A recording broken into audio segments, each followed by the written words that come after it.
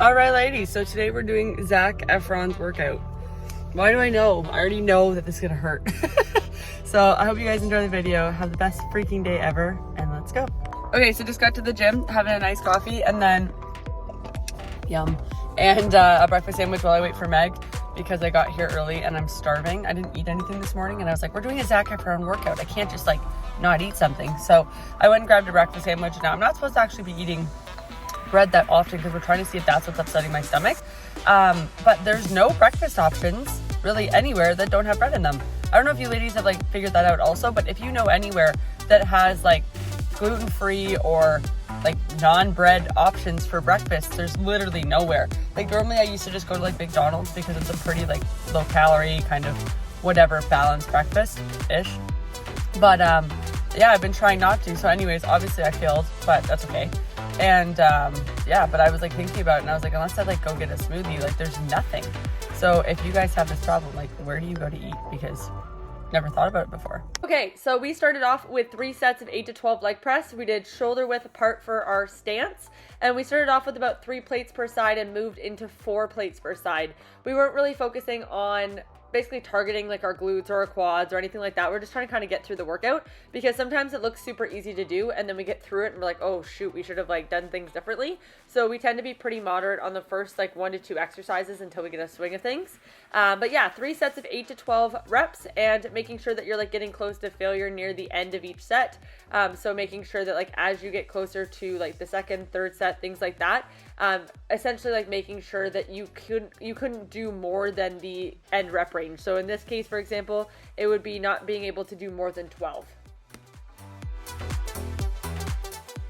So we had 3 sets of 20 suspension jump squats with 60 seconds in between each round. These were really cool because we actually got a lot lower because of the suspension. You're able to kind of hold yourself a little bit. So with this, I dropped my shoulders down and I made sure that my back was retracted, which means that basically you're making sure that your back is engaged so your shoulders aren't always coming up. If you're using your upper traps, so the muscles right by your neck, you're gonna find that it just gets really uncomfortable, especially with the high rep ranges and like how much pressure from just doing the jumping movement is. So made sure that that was basically engaged, glutes were tight, knees were not tracking inward towards the body, they stayed nice and out, and then focusing on really pushing up and exploding to get the most out of the movement. With the straps, it's really easy to pull yourself up with your arms, so just make sure that you're using your legs and focusing there, and then just using the straps as like a support rather than the thing that's like basically pulling you into momentum to get up.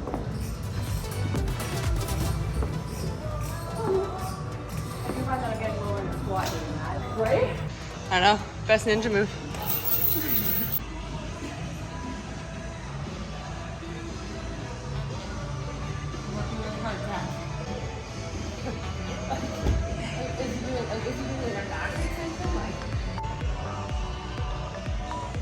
We don't know what we're doing. Well, you can try both. That would be pretty funny. Go for both. Let me know how it goes.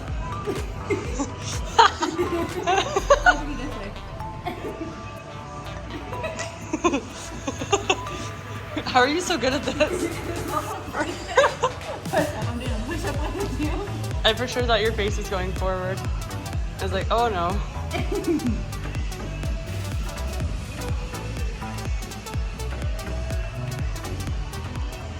So next up we had back extensions, and they were like Swiss ball hip extensions, 3 sets of 8 to 12. Honestly, we kind of just had some fun and did some kickbacks and stuff with them because we just, yeah, it was just kind of interesting. We just didn't overly love that movement, but whatever. So these are what we did instead. We just did some like kickbacks. I don't overly love doing them this way, but if anything, we tried to incorporate the Swiss ball just like it said in the program, and we went from there.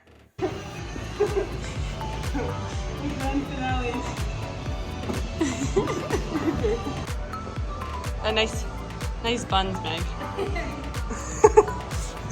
Is that a thing I can say? I don't know. What? I think so. Oh, that's good. I just started the camera and it was right on your butt. I was like, well, there we go. Drop some comments if she's really good at these. Next, we had 3 sets of 20 Swiss ball leg curls, and with these, you just want to make sure that your hips and your glutes are nice and tight, your core is engaged, and you're just rolling in. The biggest mistake that I see with this one is normally that the feet or the heels aren't far enough on the ball before you start, and then it's kind of like hard to get into position. But other than that, it's pretty easy to kind of get through everything. And as you see with Meg here, she's just gonna like kind of fix her stance, and then she moves in towards her bum and then extends out. These ones also, you want to make sure that your elbows are dug into the ground, or you have your hands out like Meg has here, so that you can better support yourself, so that you're a little bit more stable. And if you're finding that your abs really aren't engaging, then just make sure that you are bracing them, or do like an engagement exercise before you do these. Another great option is doing them on like sliders or something like that.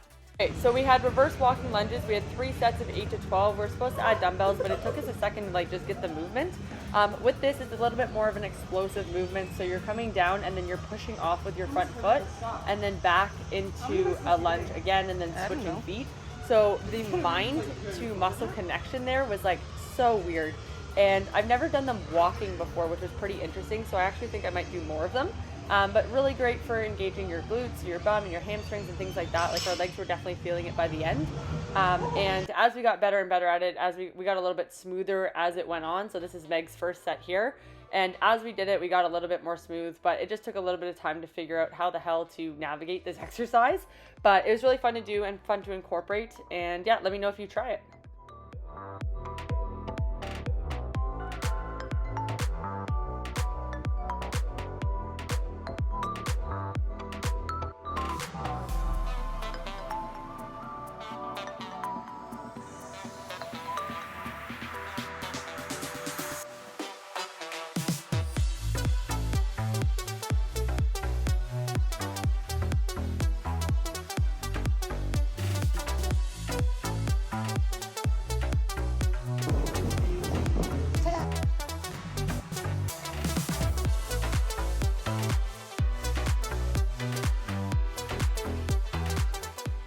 Next up, we had 3 sets of 8 to 12 stiff leg Romanian deadlifts.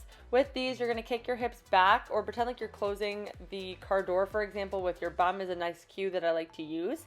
You don't really care if the dumbbells get all the way to the ground. Realistically, it's going to go right below your like kneecap kind of area, and then that's normally where your hips kind of stop. You come back up and then you repeat the motion.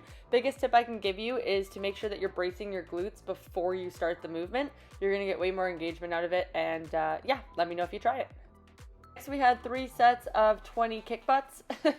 So basically it's just exactly what you see here, and we just did that, and that is what it is.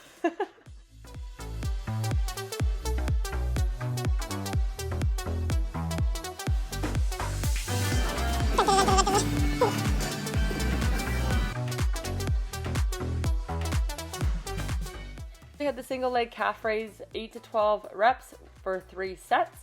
So pretty self-explanatory, exactly what you see here, just making sure we're doing calf raises on either side, and yeah.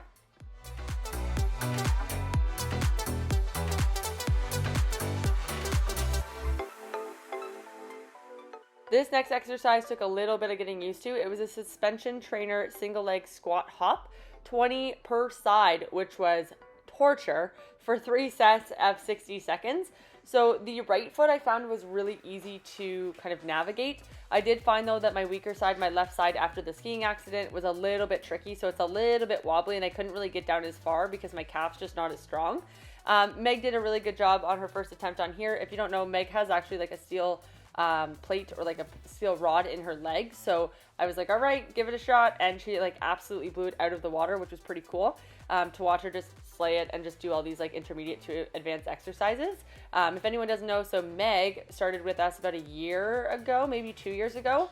And she primarily did like at-home workouts. So she's pretty new to the gym. So she's been doing a really good job working with me during these workouts, because they're not always that easy. And she gets through all of them, and she's always challenging herself. So it's pretty cool to watch.